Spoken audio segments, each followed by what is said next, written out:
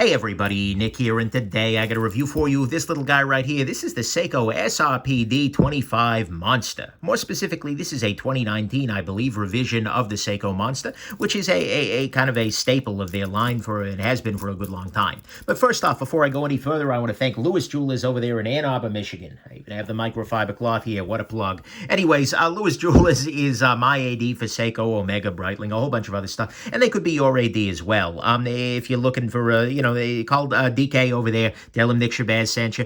They can hook you up with some promotional pricing and make this or any other watch a heck of a lot easier to get into. And so that's a beautiful thing. So thanks for that. Nonetheless, they sent this guy along knowing that I was going to talk about the good, the great, the bad, the ugly. Might be a gem, might be junk. They did still send him along. So thank you very much. As a result, though, by the way, this is a relatively quick review. I've only had this guy for a couple of days and it didn't spend time really on my wrist much. This is just more of an overview sort of thing. So do keep that in mind as you look at the review. Next thing, let's do some size measurements of this guy. This is called the Monster, but actually it's not nearly as monstrous as I thought. This guy is coming in around 45 millimeters, including the crown, about 43 without it. The lug-to-lug distance, which is really important for wearability for a bunch of folks, comes in close to about 47 millimeters. The thickness on it is actually, it's a little beefy at 13.1 millimeters here. And overall, I think that should do it for, and then the strap width is the other thing that most people care about. And we are looking at here a 20 millimeter strap. So there you go. And by the way, drilled lugs, you can get that strap in and out very nicely. So there's that. And then finally, like I said, this is a version of the Seiko Monster, which is a very well-known model from Seiko's lineup that has been very popular for a long time. And there you go. So let's go on ahead and jump into the good, the great, the bad, the ugly of your Seiko Monster here. To start with, I always thought that the Monster was huge just on the basis of the name, right? That's kind of a silly name for it, but at some level, this is actually a reasonably tame size. Actually, a buddy of mine recently let me know that the Monster is actually not that monstrous. And that's actually, so that was a nice little detail there, and a good thing for me to find out. Next thing on this guy, the loom on this is good. This has very good loom. I'm going to go ahead and charge this off camera with a flashlight here. And what we can see here is that this is loom-tastic. Absolutely 100% loomiful. You have loom on the second hand, loom on the hour hand, the minute hand, and you even have a loomed pip up at the top there. That is a great thing, and so I appreciate that very much. One thing to note, though, is that it is a blue loom as opposed to Seiko's usual green-style loom, which I will show you here on this Seiko, this Grand Seiko spring drive watch here. Yeah, so it is a different color of loom, but it still works great, and it lasts well. It's excellent loom. No argument there. Next thing, the bracelet on this guy is actually quite nice in one meaningful way. That is the finishing of it. I can go ahead and kind of clean this off, and what you see here is that there are polished middle links here, as well as polished sides of the links, and that ends up looking really classy. It makes the watch look and dress up a little bit more than it otherwise would have. It takes it out of the strictly tool category and gives you something a little bit fancier, a little bit dressier, which is a very nice thing, as do these little areas of polish here alongside the bezel. So that's good. Next thing, this has an off-center crown. This can be good, especially if you have relatively small wrists. Having a crown sticking out the end can occasionally poke you in the wrist. Having that off the side there can be nice. Next thing, this is a 4R36 movement. You can't see it, but I'm going to show you the back of the case anyways, just so you can use your X-ray vision to get inside of there. It's a 4R36. This is a really, really standard movement from Seiko, right? The 4R36, pretty much any Seiko watchmaker is going to be perfectly able to handle this guy. That's a great thing. And I mean watchmaker who works on Seiko, not just like you have to go to the company or something like that. It is a hacking movement, which means that when I pull the crown all the way out, the second hand stops entirely, which is great and is something we should be demanding these days in a high-end watch here. It is a fully automatic movement, so the movement of your hand will charge the charge things for you. It has a 3 hertz beat rate, 40-hour power reserve, a date function with quick set on both, by the way, because it's 9 a.m. I can play with the quick set date here and give you the 20th, and I can also, by the way, switch the day between, you just saw Lu Mar, as that gives you a Spanish version as well. So you get an English and Spanish day and date here, which is great. And honestly, it's a solid movement. It's a workhorse. It's used in a bunch of Seiko's different things. By the way, you can see where the minute hand was covering the hour hand when I charged the loom there. But anyways, let's bring that back to symmetry. So that's the movement. It's a very nice movement. Oh, and it hand winds, by the way, meaning that I can take this guy, once you unscrew the crown, which is a screw down crown, as you might expect on a diver, you can wind the movement itself manually manually, just in case you're not wearing it for a little while, or to get it a boost. Next thing, this is a dive watch, which is why you would expect 200 meters of water resistance, at least. And so that's a beautiful thing. I appreciate the water resist on there. And that means that you basically just don't have to worry about water. And then finally, on the good side, this has a great bezel. I like this dive bezel, frankly, more than I've liked any other Seiko dive bezel. And there are a couple of reasons for that. One is it's very easy to rotate. With this very aggressive knurling on the, I don't even know if it's knurling, but just like scalloping, I guess, on the side, makes it very easy to grab. You've got these crown guards, but they're well positioned here. So it makes it very easy to get through and rotate this guy, which I like very much. You have the Bezel Guard on this. You can see here that the sides of the case actually slope up a little bit so that if you hit, for instance, a doorknob, it's going to come glancing off of the metal here rather than hitting the bezel itself. Same thing on the bottom side there. And that also makes it a little bit harder for this guy to, get bumped. So if you're actually diving and using this as a backup, you're very unlikely to end up hitting this guy in such a way that the bezel time position changes, especially given that it is a unidirectional bezel. It only goes in one direction. And so that's good. The crenellations on here, or scallops or whatever, is great. The action, the feel of it, the sound of it even. Yeah, it's nice. And it's a relatively low-profile bezel as well. It doesn't stick off, 50 feet off the top of the damn thing. That's kind of a beautiful thing. And especially if you compare it, this is a very different watch, mind you. You see, most of the time the bezel sits up high. In this case, the bezel sits down low. And that actually makes the watch wear a little bit nicer. So I really like the bezel on this guy. I think it's a really nicely done thing. And although style-wise it may not be for everybody, it's definitely a nice piece. So to me, at least, that's the good. It's got a great bezel, 200 meters worth of water resistance, 4R36 movement, which is good to go. Off-center crown, nice bracelet finishing, good loom, and it is smaller than the name Monster makes you think. On the great side, for me, the thing that really jumps out at me is the legibility, meaning that it really jumps out at me, right? This guy is super easy to read in a bunch of different ways. The indices are huge. The hands are huge. They're beautifully loomed. Even the dive bezel is very easy to read. Every part of this watch is very legible, coupled with the day and the date, where they've actually added a cyclops, which magnifies both the day and the date. If we look down in there, they're actually much smaller than they appear from the front.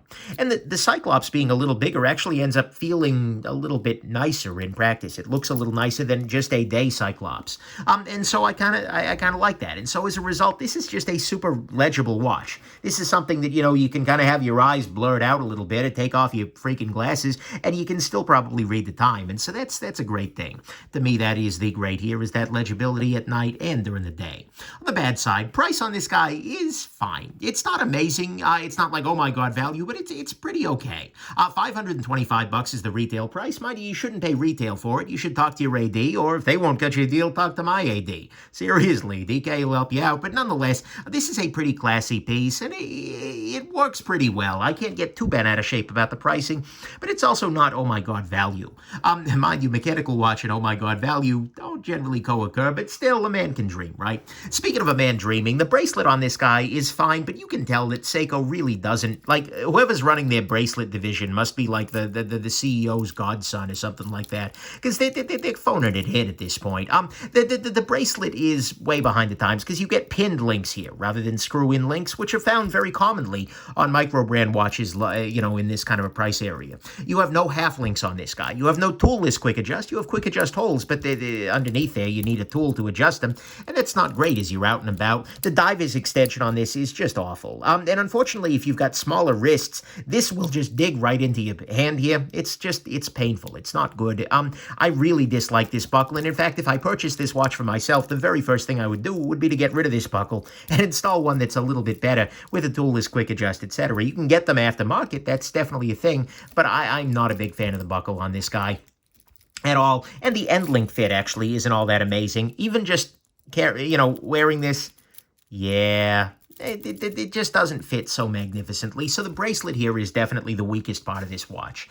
That's for sure. There is no sapphire on this guy. The crystal on this guy is a Hardlex crystal rather than a sapphire crystal. And mind you, the bezel is higher than the crystal in every single way. So it's going to be relatively difficult to do scratching damage to this guy. But still, the mineral crystal will take scratches a little bit easier, even if it does resist outright shattering a little bit better than the sapphire does. So that's something there.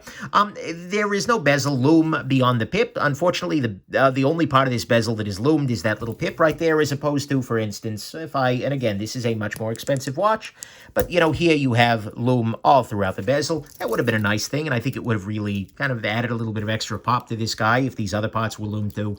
It is a very thick watch. Well, not very, but it's a reasonably thick watch, and it is also a pretty heavy watch. If I put this guy on a scale here, this is unadjusted, not for my wrists or anything like that. Well, it is unadjusted, not for my wrists, I suppose. But we're coming in here at 6.54 ounces, which is a fair amount of weight. And so it is not by any means a lightweight piece. And so to me, at least, all that's the bad is that it's pretty heavy, pretty thick. There's no loom on the bezel beyond the pip here. There's no sapphire crystal at $500. The bracelet is definitely a little bit behind the times and feels a little bit lazy. And the price on it is fine, but it's not really pushing value. On the ugly front, there's only one ugly thing, and actually, it's mostly academic, but it bothers me every time I look at a Seiko. And that is that the Seiko accuracy specs for this movement are embarrassing.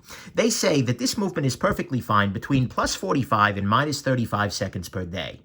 That's not acceptable. If a wristwatch loses 45 seconds a day, it's damn near I mean, come on. That's a busted wristwatch. And for them to say, oh, yeah, we're fine with that, honestly, it's not that they do that. Really, they tend to do much better than that. They under-promise and over-deliver, that is.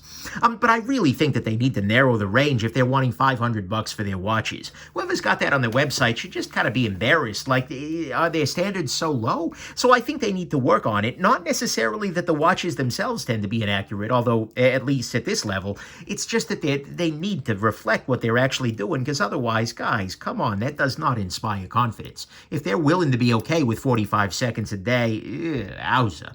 So to me, that's ugly, even though it doesn't actually usually apply to the watches themselves, but do make sure that the one that you pick up is going to be running well. So there you go. Next thing, actually, that's it. That was the ugly, is that their accuracy specs, even if they tend to do much better than specified, are still pretty embarrassing, and I really do hope they fix that in the future.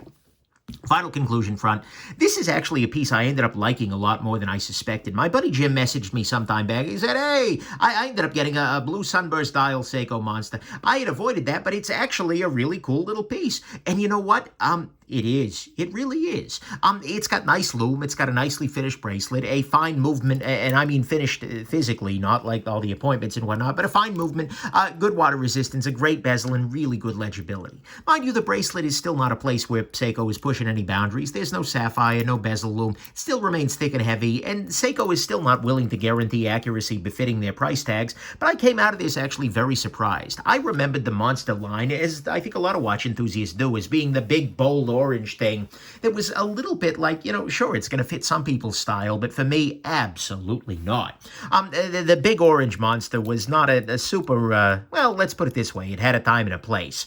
This is a very, very different watch. It's the same idea. If you look at it, it's like, yeah, that's the same watch, but, oh, this feels very different. It's a much more reasonable piece. It's certainly bold, but I think it's bold and it offers a meaningfully different option. It's not as old school looking as the Seiko Turtle, which comes across as a little bit like, wow, 1960s again. It comes across a little bit less kind of avant-garde transformery relative to the Samurai, which is a very modern piece, and it's at a lower price point than some of their others, like the Diver 66 reissue that I've reviewed before. So I think this comes in its own place, and I can see a person looking at this and going, oh yeah, I like that. I really like that, and especially with like details like the sunburst dial here, which, by the way, I didn't show off all that strongly in the review itself, but you can see, oh yeah, that's kind of a nice feeling. I can see this really appealing to people. And so the question with this guy, as frankly with pretty much every watch these days, is style. Do you like the way this looks? Do you like this? Do you find this attractive? Is this something you're interested in? Do you mind the size? Does it have any of the features you need? Do you like the look? If you do, then absolutely, this little monster could be a terrific part of your collection. Get it? Because monsters are supposed to be terrifying. No? Okay. Anyways, there you go. Hope this has been interesting to you, that this review turns into a monster of a performer vis-a-vis public interest, and that you have yourselves just an absolutely wonderful rest of your day. Bye now.